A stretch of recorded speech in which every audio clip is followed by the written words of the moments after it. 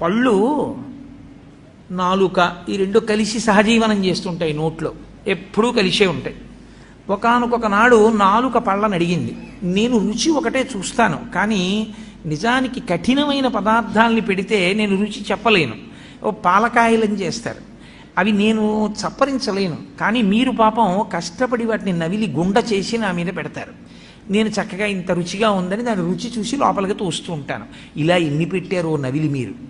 కాబట్టి మీరు నాకు ఎంతో ఉపకారం చేశారు, మీతో కలిసి ఉన్నందుకు నాకు ఈ ప్రయోజనం వచ్చింది. మీకు నేను ఏదైనా ఉపకారం చేద్దాం అనుకుంటున్నాను. కాబట్టి మీకు నేనేం ఉపకారం చేయగలను చెప్పండి. మీరు 32 మంది, నేను ఒక్కదాన్ని.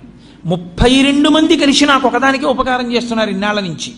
నేను ఒక్కదాన్ని మీ 32 మందికి కూడా ఏదైనా ఉపకారం చేస్తాను, ఏం చెయ్యమంటారని అడిగితే పళ్ళు అన్నాయి, మాకు నువ్వు చెయ్యగలిగిన ఉపకారం ఒకటే, మేము